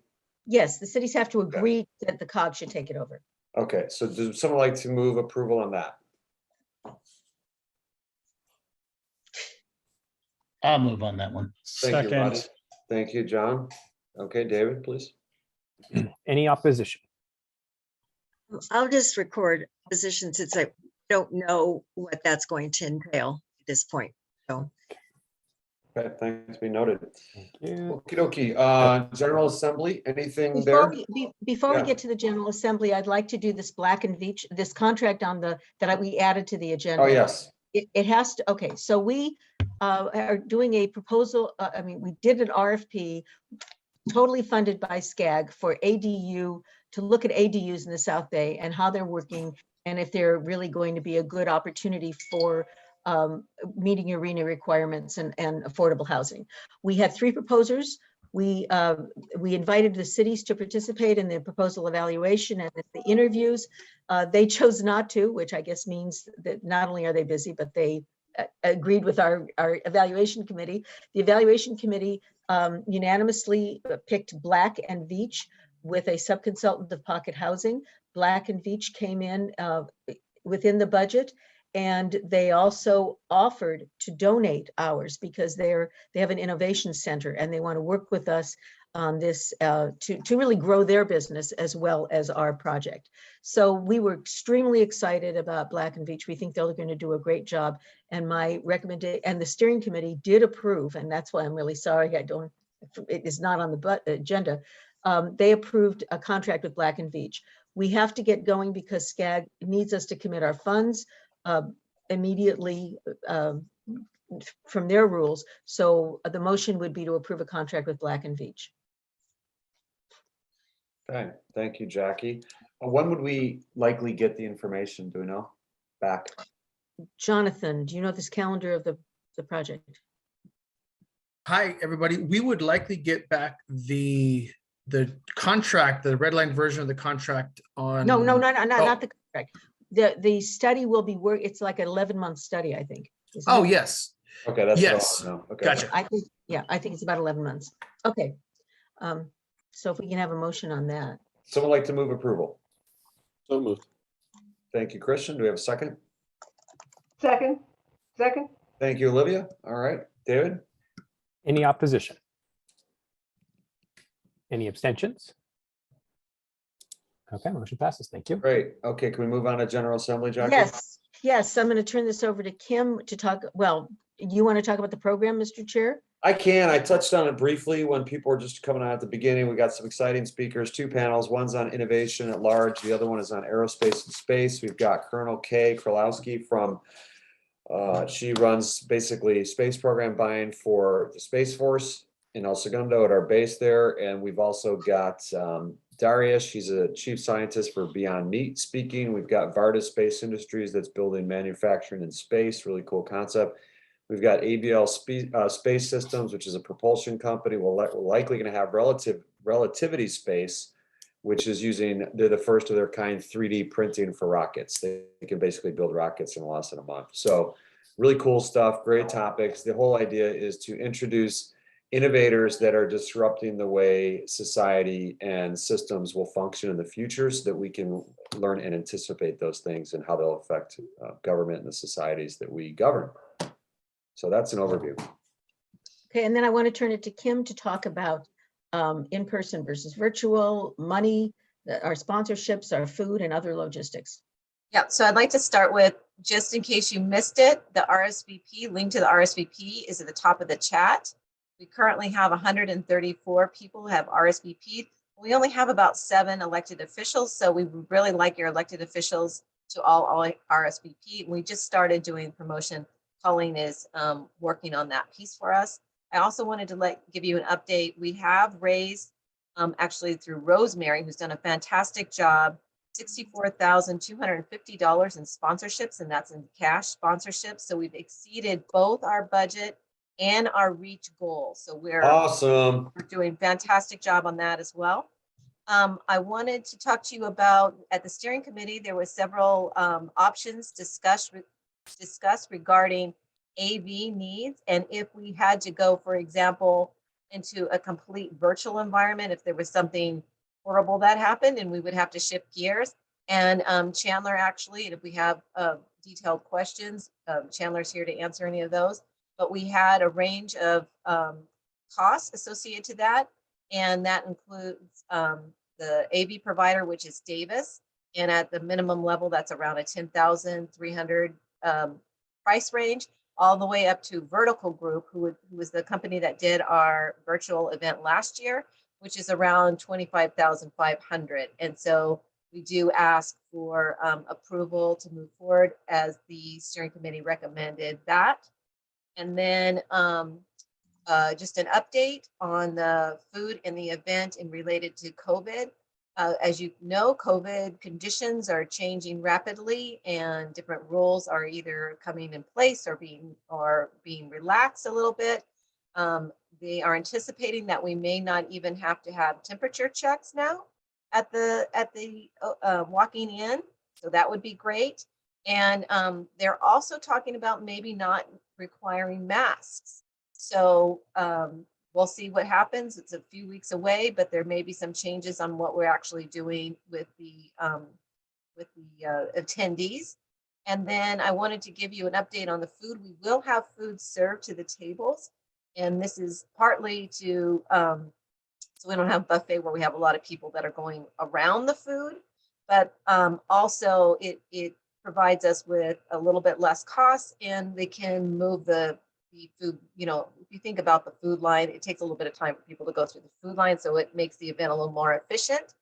And we're looking at, we'll have a vegetarian or vegan option, as well as like a chicken and beef. So I just wanted to let you know that. But back to the request on the approval of being able to move forward with the budget if we need to, for any of the audio, visual, virtual, and semi-virtual event.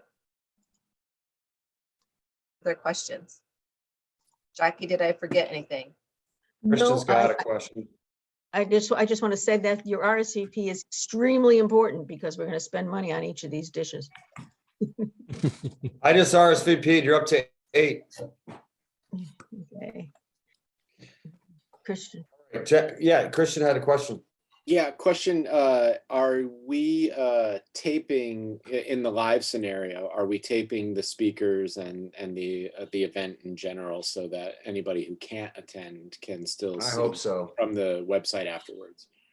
Yes, my understanding is that the option for Davis to do like a taping of the whole event, as well as if we had speakers that wanted to be in virtual, that we have a cost associated with that and the opportunity to do that. In addition, Colleen is reaching out, I believe, actually to the city of El Segundo cable station to see if we can also have like a roaming camera so that we can also take sort of live shots from what's happening at the exhibit hall, you know, what the attendees are doing, and then some like snippets of the speakers. So we're also doing that as well. So you're saying we're using Davis, to tape it no matter what. If Right. it's in That person they or would, not. that's more of like a stationary, just taping the whole event. And then we'll also have this roaming that we can do as well. And then Chandler, is that correct? I think what I. Yeah. Okay. That's great. Okay, it'll be fun to get in person. It was nice. Some of us were able to meet Supervisor Mitchell last week in person, and that was just a great experience. Felt really good. I got to turn Jackie on to Negronis. Jackie now loves Negronis as much as I do. Right, and that wasn't even a real gin one, Jackie. Wait till you try one with gin in it. Boy. Okay. All right, what's next? Next is Ronson. Ronson has been doing an incredible job of trying to cut through some of the barriers to actually get people assisted with homelessness. And tonight we want to bring to you something that will require us to change our client aid procedure and also change our financial policies. And so I'm going to turn it over to Ronson to explain it. And it's his brainchild. So I think it's really, really great. I hope you'll like it as much as I do. Right. Go ahead. Thanks, Bronson. Thanks, Jackie. So yeah, just to, so client aid, we did client aid, the last innovation fund. The result of that, we started summer of last year, so we only have about 68 months to execute on the client aid. But we served about 13 people with various fundings, from security deposits to motel stays, and we were able to, out of those 13 people, 11 eventually got housed or got a voucher so that they can be housed. So we had an 85% success rate. So that was extraordinary. Just to give you an example, we had one person, this is during that week in December where it was raining really badly between Christmas and New Year's. The weather activated shelters were all full. So we put up in a motel. Once he got into the motel, he tested positive for COVID. So that motel stay allowed him to recover from COVID. And then once he got out, he was able to be matched to a voucher, and now he is permanently housed. So yeah, it's been a great experience so far. And what we want to do is expand the program a little bit. We've been getting a lot of responses from our outreach workers that, some of our outreach workers are actually using their personal credit cards to pay up front some of the expenses that they're seeing. And these could be as small as like an application fee at the DMV or a credit check fee with the landlord. And so what we want to do is provide like debit cards. We have the money from the county to do this. And so what we want to do is provide debit cards to select, maybe just like have 3 $500 debit cards in select hands of our outreach managers. And so that they can use these debit cards where it needs to be. And it could be like a payment for Uber ride to get someone to a DMV or a job interview appointment. So that's one aspect that we want to introduce to the client aid program. And then another aspect of it is just to continue to write checks to reimburse folks for things like security deposits, which are going to be more expensive. We have a limit of about $5,000 that we want to do per transaction, so that we can pay someone's security deposits, which is very important because they have like a housing voucher that will pay their rent for 15 years. But they just don't have a security deposit, so landlords won't take them. And so that's where we would come in and provide this. We would be the solution of last resort. So there's other programs out there that people can use, but we just want to have that flexibility to help the folks in our area with some of these barriers. And so that's the idea of Client Aid 2.0 is the debit cards and then the check writing limit up to $5,000 that the executive director, Jackie, would then have authority to sign. And I just want to say that I have no check writing authority. And we did meet with our treasurer, Joe Lilio from El Segundo. We went through this whole thing with him and he felt it was a very good process and our exposure is not high risk. And so he approved of this process. Okay. So, great. Great. So it does require a change in our financial policies, which are included. So we would need a motion, but I see we have a question. Yeah, that is B. Yeah, I just have questions about the source for the change in policy, the homeless service account. Is that the innovation fund solely, or are there other sources, and where are the innovation funds coming from, if that's the case? Thank you, council member. Yes, the funds are coming from the LA County. It is kind of coming from the LA County Innovation Fund, and they've actually have prepaid it to us already. So we have the funds, and so we just need this motion to activate them. Okay, and I'm just because this is the first time I've ever seen this document since I've been on the board since 2013. Maybe it's been around to notice it, maybe because we hadn't made changes. Who is the administrative officer that Becky would be designating, and wouldn't it be appropriate for the board to approve this person? Because the way it reads, it could be designated as one person one day, another day, another administrative officer. We do need to know who that is. and it appears that that person has a lot of authority. So my general concern would be to have this particular document. I understand you want to make changes for this need, and it's a valid need. I think the document in general should be reviewed by an auditor. I know the auditors don't go into a deep dive on internal processes, but given the fact that I am full-time deputy district attorney, you have to have, I've just seen too many situations where the procedures weren't tight enough, and someone else had access to checks or monies, and there wasn't accountability that was needed. And so this should be a time-tested document that could exist no matter who our executive director is or who the administrative officer is, that there's going to be checks and balances in the system. So that's what I'd like to see happening for a document that we're going forward in the future. There's things that are not being suggested to be changed that I think should be reviewed by an auditor to find the best practices, so we could make sure we have checks and balances for all the money that the COG has that's going through it. It's my understanding the auditor does review this, and those checks and balances are looked at all the time. The other thing that is the reason why it's administrative officer designee is we're actually recruiting right now for an administrative officer. And so there will be a person designated with that title. And at the times that there isn't, then I would have a designee. Kim, do you want to add anything to that? No, I think that's the biggest, because we're so small, Councilman, we may not have that actual title in place. And so we need to still have this function. And so Jackie would assume that responsibility and assign that when we don't have a person that's actually hired with that title. Could we get maybe on a future board meeting an overview of internal controls and audit procedures? Yeah, Maybe the it's audit is on this agenda. The Oh, audit. yeah, right. It is, isn't it? Yeah, but Yeah. we're not getting into the details necessarily. I'm talking Right. about the what gets audited, not just the report itself. What gets Well, I'm audited. trying to move this along because we have 12 minutes before this meeting's over. So I think if we address B's concern in a future agenda, that will suffice, I'm guessing. So you're That would nodding be your head. great. Because I Okay. do know that the regular audit, because I've had it with my city, they don't go into this kind of detail. It's just a very cursory view.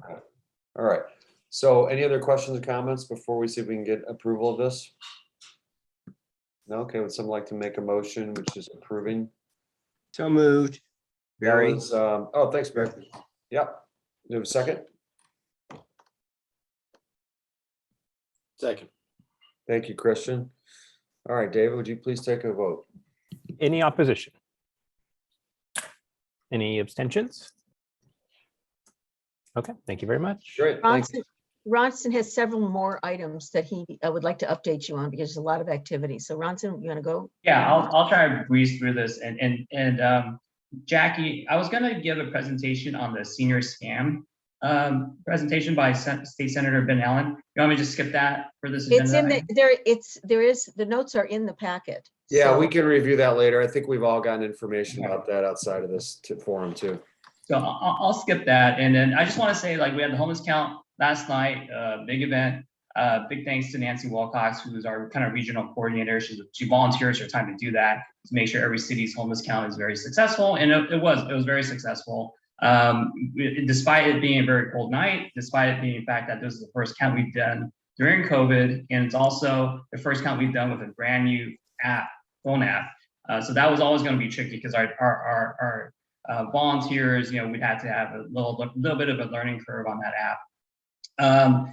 With the general consensus was because of the weather, how cold it was, we think the count's going to be lower. So not sure if LASA, USC, they're going to adjust the numbers based on the weather, or if the shelter count will be then be higher. But we didn't find some folks that we thought we would find in certain spots of the area. Big shout out to a lot of your city staff members. I saw Angela Crispy from Hermosa Beach, Zoma, Jen from Torrance at midnight yesterday. We all gathered at a parking lot in Lawndale to kind of turn in our documents. So be extra nice to your staff members that helped out during the count. It was great teamwork. Really quickly, the CEOHI, they're the one in charge of Measure H funding. They just released their draft recommendations for fiscal year 22-23. It looks like the COGS, in addition to the $10 million we're getting from the innovation funds, they're going to add another $10 million to the pot. So that's good news. We're going to try to figure out what we want to do with that money. Yeah, and so the next steps for that is in March, they're going to look for public comments and then finalize the funding recommendations in May. The other big thing that's going on right now to house our homeless people is the housing vouchers. So as you may know, Section 8 is an 8-year waiting list typically. Only 10% of the people who apply for Section 8 ever get a voucher. We have this kind of unusual opportunity. We got a boatload of vouchers, thousands of vouchers from HUD, and we're trying to lease people up through those vouchers. We're having a lot of difficulties. We have till September 2023 to get all these vouchers used. Right now, LA County has issued 1,200 vouchers, and only about 160 have actually been used. So the problem is there's lack of housing inventory across the board. Even if you're just looking for market rate inventory, it's really difficult, no matter where you're at. We're seeing this up and down, California. The other thing too is landlords are still expecting clients to have 650 credit scores. There's housed people that don't have 650 credit scores, and they're looking for security deposits that could be like 2 times or 3 times the rent. So those are just some of the difficulties.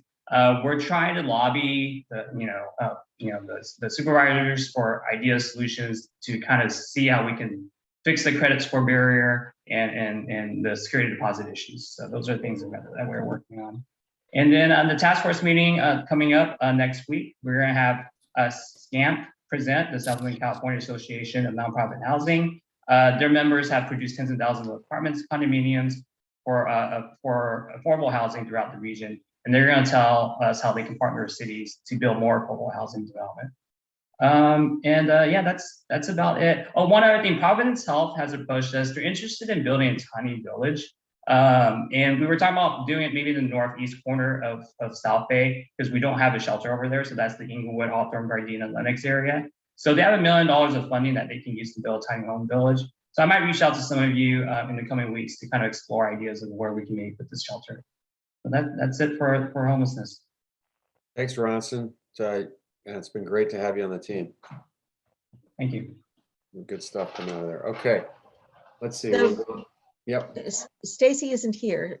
So the Regional Housing Trust Fund Committee is waiting to get a options sheet from our legal counsel, who's looking at options for how a Regional Housing Trust Fund might work. We'll bring that back when we get it.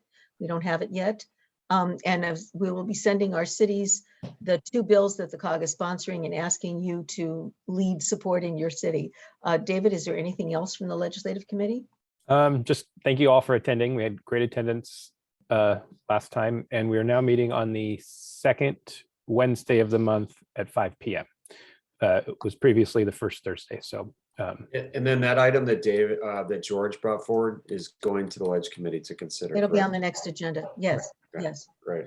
Okay. Kim is going to give an update on SBSC projects.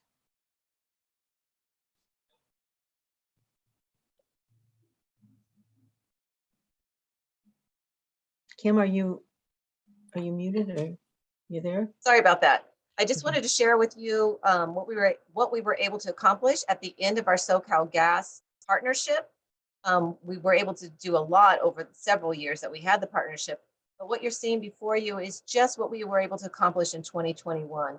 And our goal for that year was just 10,000 terms. And we, as you can see, really exceeded that goal with 90,465 therms saved. And that's a huge savings. And that was done through work with cities like the city of Carson, through like boiler replacements and pool covers in the El Segundo School District, Redondo Beach School District, and many other school districts throughout the South Bay. And if you're looking at equivalents, you can see at the bottom here what the equivalents are. And I thought one of the best ones is that actually is enough power to power 58 homes for 1 year. So that's a significant increase. You have the report in your agenda packet, so that's all I'm going to share with you tonight, and I'll have more for you. Hey, going on, the South Bay Fiber Network is meeting with third-party providers to see if we can find ways of extending the network. If your city is doing any kind of separate meetings, please let us know. We want to coordinate, because we think if we, just as with the South Bay Fiber Network, if we do this together, we're going to get a better price, and we're not going to get somebody coming in and cherry picking your city or the best parts of your city. We can have more equity. So we're going to be trying to work with, we've been meeting with some providers, and please make sure you let us know if your city has any activity in that area, and we'll be coming back with you on that. Local Travel Network, we're hoping within the next couple of days to issue an RFP for signage so that we can actually have something identifiable, and we're going to be working with Hildy and Drew and anybody else on specific routes that we can start implementing when we can come up for air, probably, maybe, I hope before the General Assembly, but we might have to wait because we've been so busy. So we are going to be working on that, very specifics. A senior committee, I think the senior scam you mentioned, and we're preparing for that meeting is until the next meeting is March, right, Bronson? Yeah, I don't remember, maybe Lori does the exact date, but we're also having, for the senior meeting, we're having the new director of the Department of Aging in California, Susan Damaris, come to talk about the California Master Plan for Aging. So that should be a good March meeting. 22nd. March 22nd, okay. And that's at 9:30 in the morning. A SPY working group, Hildy might want to talk about this. I made a note to myself. So I don't know where Hildy, okay. The opioid addiction accidental deaths were discussed, and they have increased during the pandemic by, I think it was 46% in the South Bay, which is unbelievable. March is Domestic Violence Month, and April is Homelessness Month. We learned that. Hildy, would you like to add some things? Thank you, Jackie. The information that that Lindsay shared with us about the opioid accidental death rates it was just astounding. I would encourage anybody to join us on these brief and really informative meetings. It was wonderful. She is, Jackie, I don't know if she's shared the presentation, but she was going to share that so that we could all have access to that information. Has that been shared? I don't think so. Can we, can Natalie or David follow up with Lindsay and get that SPA? It's the SPA 8 working group, or maybe the Beach Cities Health District might have it. We can get it from them. Okay, we'll look for it. It really was fascinating. Yeah, and to Dr. Chang's point, there's so many other impacts, other health impacts from COVID, and this was a great understanding of one of those impacts. And we're going to continue to look at the next impacts. And Jackie, maybe you can describe what our next meeting will cover. I think, isn't it domestic violence? I think that is the next meeting. We're going to be talking about domestic violence. And then I think in April, I think they might even be inviting Bronson to come talk about homelessness. I'm not sure he knows that yet, but okay.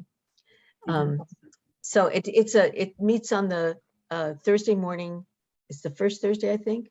Can't even remember anymore, at 9 o'clock. And it's very, but if you're interested, let me know. It's a very interesting group. Third Thursday, right? Yes, it's the third Thursday at 9 o'clock, and the Beach Cities Health District sends out the meeting notice. I'll move on to the photo contest. We have over 100 items. Colleen is going to figure out how to sort all this without throwing them up in the air and picking one that falls. Colleen, do you want to say anything about this? Oh, just that we've had a tremendous response to our photo contest, and today was the last day you could enter for this quarter. We were going to have it quarterly, but since we've had so many responses, we think we might change the frequency of the contest, but we'll be recruiting the board to help us select the winner. So we'll be in touch with next steps on that soon. And then the inevitable item, our next meeting is not until April 28th.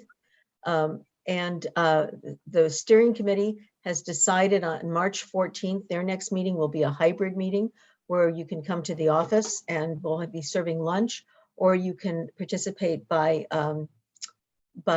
Zoom. We're going to be, and the steering committee in March does act as the board. So I guess technically you should probably adjourn to March 14th. The question that we will discuss there unless you want to provide some input right now, is whether you want to start an April meeting in person or you would just want to leave it up in the air until we know more again. I think we leave it up in the air. Okay. Okay, then I don't think I have any other, unless somebody else does. Look at that, right at 8 p.m. Unbelievable. Good job, Jackie and company. Any general announcements from anyone or upcoming events? Crickets. Okay, good. All right, we're adjourned. See you at the General A minute Assembly. late. Yes. Bye, everybody. Thank you. Good night, everybody. Bye. Good night. Good night. Good night.